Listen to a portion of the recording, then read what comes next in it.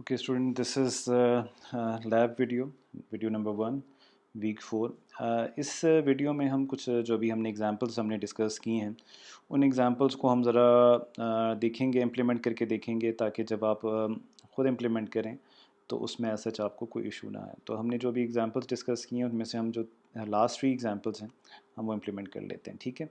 तो बेसिकली जो हमारी फ़र्स्ट एग्जांपल है इसका वही ऑब्जेक्टिव है कि हमने क्या करना है। हमने एक कैरेक्टर इनपुट करना है। If it is small Y और कैपिटल वाई तो हमारे पास वो डिस्प्ले हो वरना ना हो। तो हमारे पास वो लॉजिक बड़ी क्लियर है, हमने जो डिस्कशन की है वो लॉजिक हमारे पास क्लियर है और हम उसको देखते हैं।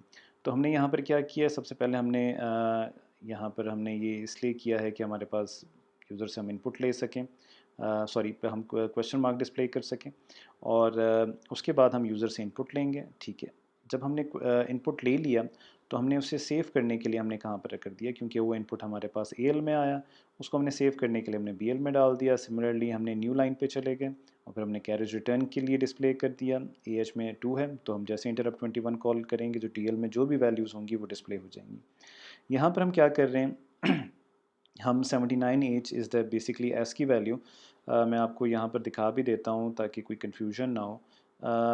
अगर हम यहाँ पर देखें 79 एच जो है ये हेक्सा का एस की टेबल है। तो ये हमारे पास क्या है, स्मॉल वाई है और हमारे पास दूसरी है 59 एच। तो 59 जो है हमारे पास कहाँ चला गया जी, इट इज़, हाँ ये आपके पास आ गया, ये आपके पास कैपिटल वाई है। तो हमने ये दोनों कंडीशंस को देखना है और हम देखेंगे कि ये कैसे काम करता है। तो सबसे पहले हमने स्मॉल वाई को कंपेयर किया, ठीक है। अगर ये इक्वल होता है तो हमारे पास ए बी सी पे जंप हो जाएगी और हमारे पास यानी बी एल में अगर वो स्मॉल वाई है तो वो डिस्प्ले हो जाएगा। सिमिलरली अगर ये फेल हो जाती है कंडीशन तो हम देखेंगे कि क्या क्या वो कैपिटल वाई है। अगर वो कैपिटल वाई है अगेन हम ए बी सी पे जंप लगाएंगे इक्वल के, यानी ज़ीरो फ्लैग ऑन होने पर सब्ट्रैक्शन के केस में, तो हमारे पास वो कैपिटल वाई डिस्प्ले हो जाएगा। अदरवाइज़ हम ई पे जंप लगा देंगे। ई हमारे प्रोग्राम का क्या है, एग्जिट है यानी टर्मिनेशन है। अच्छा, अब हम इसको कंपाइल करके देखते हैं और हम रन करके देखते हैं कि क्या जो हमने एक लॉजिक डिफ़ाइन की है क्या वो वैसे ही काम कर रहा है या नहीं कर रहा। अच्छा जी, हम एमुलेट करते हैं। अच्छा, यहाँ पर हमने रन किया। अब हम लेट से स्टार्ट करते हैं, हम वाई नहीं देते, हम एज देते हैं।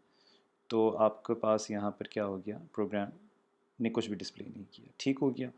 अब हम अपनी जो बाकी कंडीशंस हैं उसको हम देखते हैं और हम दोबारा देखते हैं। अब हम कैपिटल वाई देते हैं, सॉरी स्मॉल वाई हमने दिया तो स्मॉल वाई डिस्प्ले हो गया। सिमिलरली हम क्विकली लास्ट कंडीशन को भी हम देख लेते हैं ताकि हमारे पास कोई मसला ना हो। अब हम जब कैपिटल वाई देते हैं तो हमारे पास कैपिटल वाई भी डिस्प्ले होगी। तो जो हमने इफ़ देन एल्स की लॉजिक हमने अप्लाई की वो बड़ी आसानी से हमने यहाँ पर इम्प्लीमेंट कर ली। अब हम एक और प्रोग्राम की तरफ चलते हैं जहाँ पर हम थोड़ी सी और डिटेल में डिस्कशन करते हैं उस प्रोग्राम को with respect to implementation. Okay students, अब हम यहाँ पर एक और प्रोग्राम में आ गए हैं। ये प्रोग्राम भी हम ऑलरेडी डिस्कस कर चुके हैं अपने लेक्चर में। इसमें हमने ये बेसिकली करना है कि हम करेक्टर इनपुट करते जाएंगे और जैसे ही हम स्पेस बार या स्पेस एंटर करेंगे तो हमारे पास प्रोग्राम टर्मिनेट हो जाएगा, ठीक है।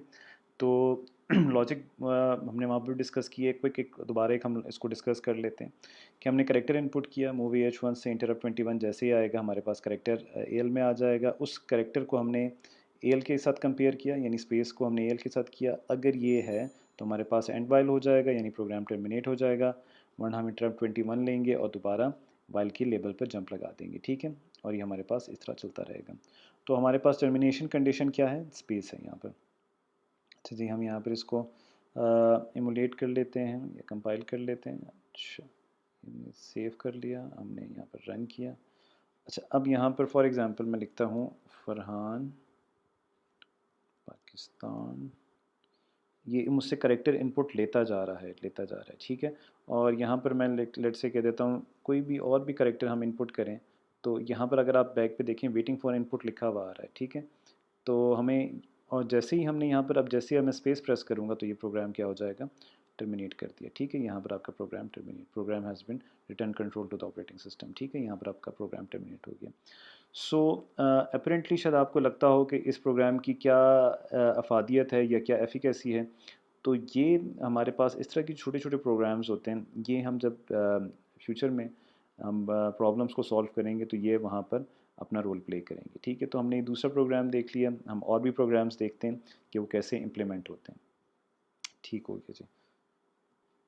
अच्छा, अब हमने एक और प्रोग्राम लोड किया और हमने देखा है कि ये हमने फॉर लूप लगाया जिसमें हमने स्टैटिक्स को हमने डिस्प्ले किया था। हमने जो हम लेक्चर में हमने देखा था, वहाँ पर हम 80 स्टैटिक्स को डिस्प्ले कर रहे थे। Just to make things simple हमने यहाँ पर क्या कर दिया, 10 हमने स्टैटिक मूव करने हैं। सो फॉर दैट रीज़न हमने यहाँ पर सी एक्स में क्या मूव किया है, 10 किया है। ए एच में 2 किया कि हमारे पास लूप की बॉडी में बार बार ए एच की वैल्यू अपडेट ना हो, तो हमने डी एल में स्टैटिक डिस्प्ले कर दिया। अच्छा, यहाँ पर आपको कुछ और जैसे ही इंटरप्ट 21 आएगा तो स्टैटिक डिस्प्ले हो जाएगा। यहाँ पर आपको कुछ कमेंट नज़र आ रहे हैं, ये प्रोग्राम में थोड़ी सी चेंज किया है, और फिर हम इसको दोबारा जब रन करेंगे तो हम इस चेंज को देखेंगे क्या इसका इम्पैक्ट आता है। तो पहले हम सिंपली देखते हैं कि हमारे पास अगर ये प्रोग्राम रन होगा तो फिर हमारे पास कैसे आएगा। हमने किया तो देखेंगे हमारे पास जो 10 स्टैटिक्स हैं ये आपके पास एक सिंगल लाइन में डिस्प्ले हो गए। अच्छा, अक्सर अगर आपको अभी तक ये 10 एज का यानी न्यू लाइन का नहीं समझ आया तो यहाँ पर हम इसको करके देखते हैं, और अभी हम इसको करते हैं। तो यानी अब मैं क्या कर रहा हूँ कि मैं चाहता हूँ कि हर लाइन में क्या हो, नया करेक्टर स्टैटिक डिस्प्ले हो। अच्छा, अब जब आप डिस्प्ले करेंगे तो यहाँ पर आपको एग्जैक्टली एक स्टैटिक दूसरी लाइन के नीचे नज़र नहीं आएगा, एक शिफ्ट आएगा। असल में होता ये है कि अगर आप यही कोड एक्चुअल मैज़म में लिखें तो वहाँ पर तो ये होगा, लेकिन जब हम इसको एमुलेटर में लिखते हैं तो बेसिकली उसका जो एक लाइन का डिस्टेंस होता है वो उसमें ऐड करता जाता है, और जैसे एक नया स्टैटिक को ऐड करने के बाद वो न्यू लाइन लाता है। तो अब आप डिस्प्ले होगा तो आप देख लेंगे, आपको समझ आ जाएगी, मैं वहाँ पर भी एक्सप्लेन कर दूँगा। ठीक है, तो हम यहाँ पर इसको दोबारा एमुलेट करते हैं और हम रन करते हैं। अब जो चीज़ मैं आपको समझा रहा था वो यहाँ पर ही आ गई।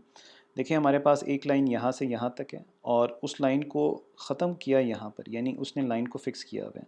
तो सिमिलरली अब ये दो आ गए, तो अब ये दो की लाइन के साथ ऐड होके स्पेस ऐड होगी तो यहाँ पर आ गई। दैट इज़ वाई ये इस तरह आ रहा है, वरना अगर आप एक्चुअल मैज़म में करें तो ये बिल्कुल लाइन बाय लाइन यहाँ पर ही आता है। ठीक हो गया, तो हमारी ये एक एग्जांपल भी समझ आ गई, और हमने ये देखा कि हम सिंगल लाइन में भी हम करेक्टर्स को डिस्प्ले कर सकते हैं, और हम न्यू लाइन में भी करेक्टर को बड़ी आसानी से 2 लाइनें लिखने से हम कर सकते हैं।